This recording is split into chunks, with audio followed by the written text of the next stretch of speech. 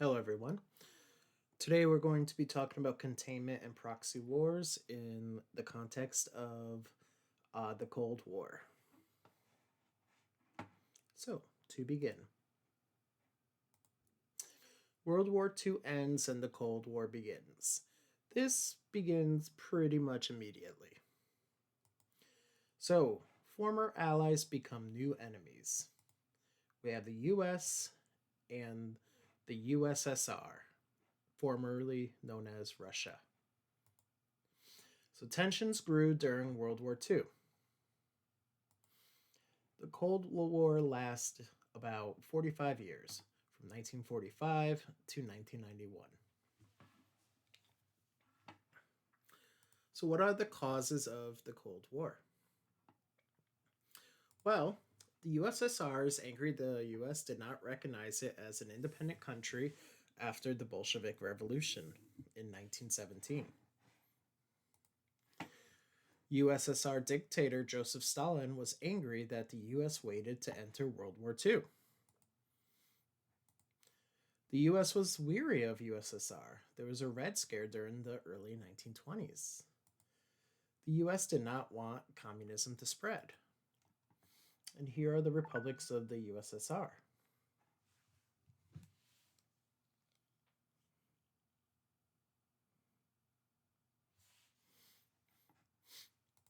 So, we have the Truman Doctrine. The US supported democracy. The USSR supported communism.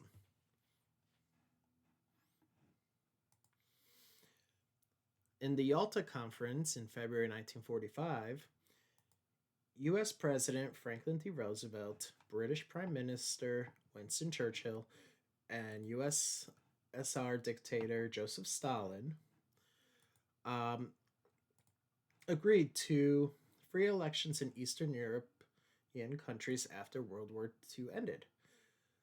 Unfortunately, that did not actually happen.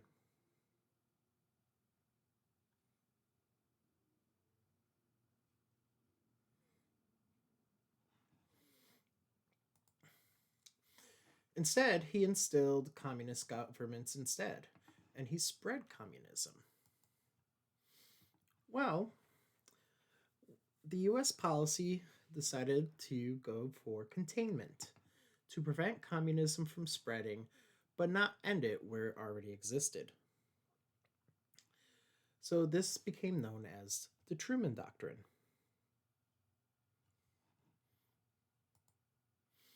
The Iron Curtain. So we have the Western Bloc, which is democratic, the Eastern Bloc, which is communist. And here is the separation. The blue is the Western Bloc, the red is the Eastern Bloc. The Marshall Plan passed April 3rd, 1948. Truman offered aid to countries to prevent communism from spreading. The USSR did not allow Eastern European countries to accept it. So, at the Potsdam Conference, Germany and Berlin were divided into four zones. Each of the Allies occupied or controlled one zone. So, here is a picture of Germany. The capital of Berlin was deep in USSR controlled territory, but it was still divided into four zones, with the Allies each occupying one zone. And here's the example there. And you can see the Soviet Union um, controlling the red, the British controlling the gray, the French controlling the blue, and then the American controlling the blue, the cyan blue.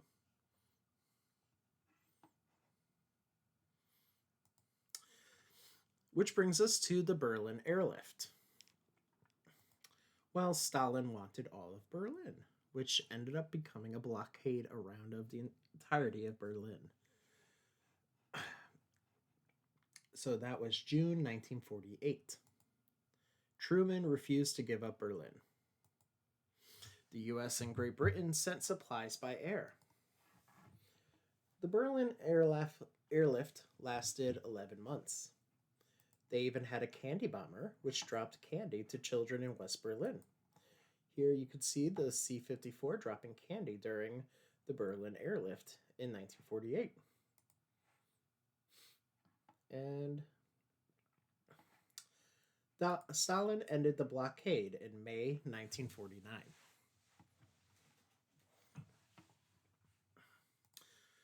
Now we have NATO and the Warsaw Pact. NATO, or North Atlantic Treaty Organization, was founded on April 1949. It involved the United States, Great Britain, France, Italy, Netherlands, Belgium, Canada, Iceland, Luxembourg, Denmark, Norway, and Portugal. More countries will be added later. They promised to defend each other from a Soviet attack. May 1955, we have the Warsaw Pact.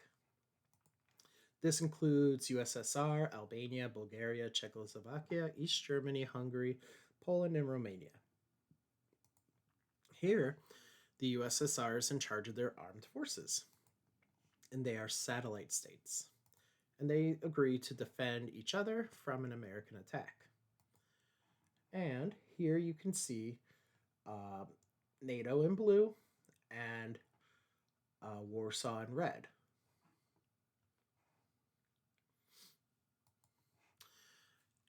And one of the biggest parts of the Cold War is the proxy wars. The US and USSR never directly fight one another. The US and USSR did support opposing sides in the Korean War, Vietnam War, Yom Kippur War, the Soviet Afghan War. And these are some of the proxy war locations. And it's more than just these four. So let's start with the Korean War. This is the first proxy war, started June 25th, 1950, and goes until July 27th, 1953. Japan controlled Korea during World War II. After World War II, Korean Peninsula was divided along the 38th parallel, about where you see it right here. So here's the 38th parallel. South Korea was US controlled democratic government led by Syngman Rhee. And North Korea was a communist government led by Kim Il sung. In 1950, South Korea claimed independence. China and USSR sent troops to support North Korean invasion. The UN sent troops to support South Korea. Here we can see American troops shielding themselves from mortar explosions in 1951. Truman wanted to keep communism from spreading. In 1953, Dwight Eisenhower took office and opened to negotiations. On July 27, 1953, North Korea and South Korea signed an armistice. They will remain independent. And that armistice is intact to today. Here is the DMZ, the demilitarized zone from the South Korean side. Technically, that war is still being fought, though they are not actually fighting.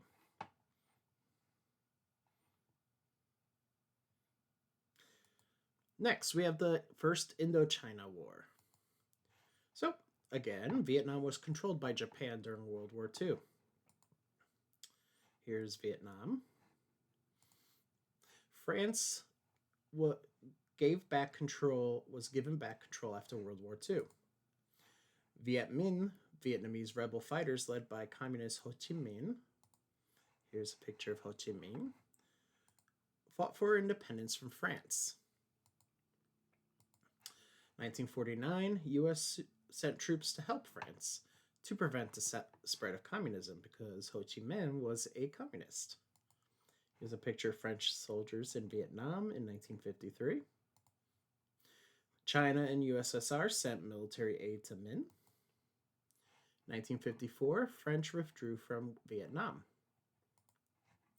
Vietnam is divided along the 17th parallel into North Vietnam and South Vietnam, very similar to what happened in Korea.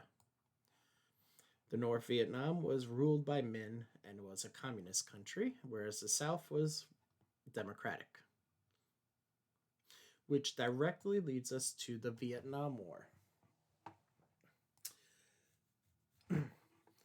1953 to 1956, thousands of North Vietnamese were executed under Minh's regime.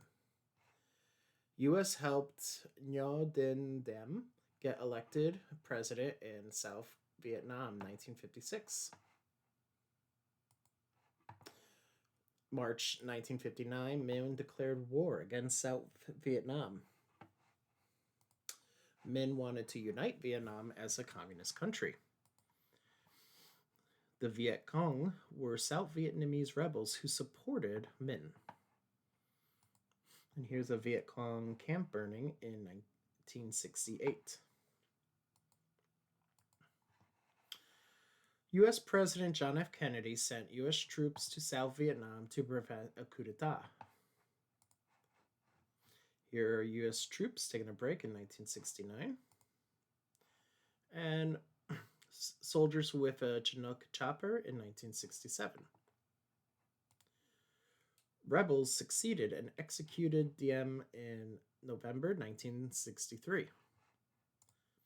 U.S. President Lyndon B. Johnson continued to send troops and supplies to South Vietnam. U.S. President Richard Nixon began pulling American troops out of Vietnam in July 1969. All troops were removed by March 1973. January 27, 1973, a ceasefire between North Vietnam and South Vietnam. South Vietnam surrendered to North Vietnam in April 1975 and became a united communist country.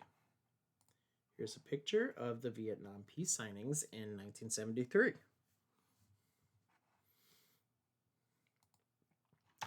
Next, we have the Yom Kippur War. This was a brief war from October 6th to 25th in 1973. U.S. sent supplies to Israel. USSR sent supplies to Egypt and Syria. However, US or USSR did not send troops, just supplies.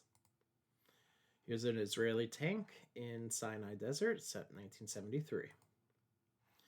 The UN negotiated a ceasefire on October 25th, 1973.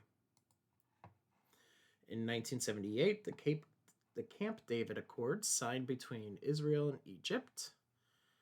And finally, March 1979, a peace treaty was signed. Next, we have the Soviet-Afghan War.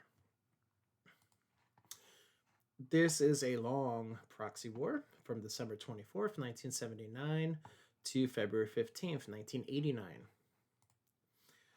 April 27th, 1978, communist government put in place in Afghanistan supported by the USSR.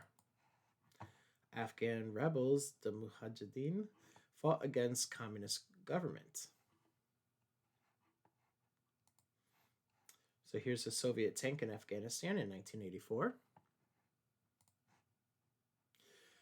September 1979, Mujahideen leader Hafizullah Amin had Afghan president killed and took control of a communist government. December 24th, 1979, Soviet leader Leonid Brezhnev sent troops to invade Afghanistan. President Amin was killed, and the USSR made Babrak Karmal president. The US supported the Mujahideen and sent Stinger missiles. And here's a picture of a shoulder launch of a Stinger missile. The Soviets could not defeat the Mujahideen.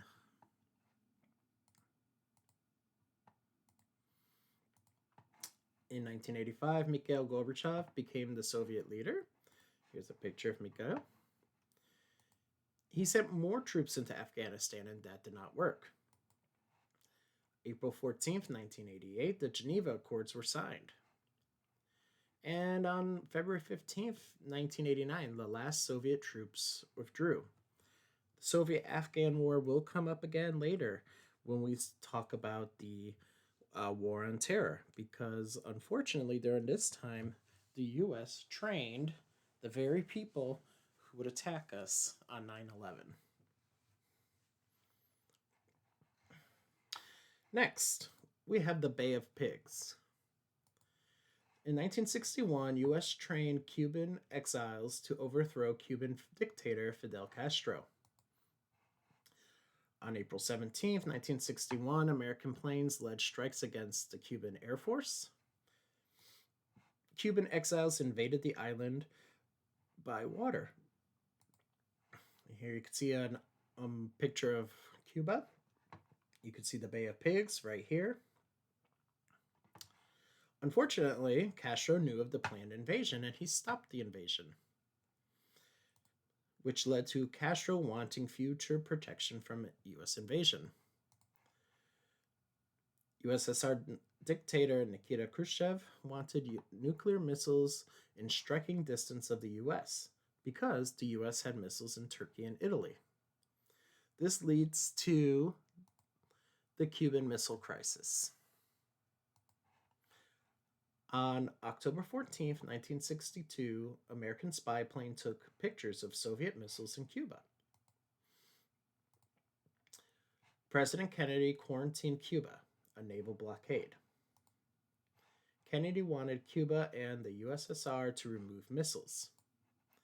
This led to a 13-day standoff which ended on October 28th. The US eventually removed missiles from Turkey and Italy and promised not to invade Cuba again, which leads to the USSR removing missiles from Cuba. And that is all for today's lesson. I will see everyone next lesson.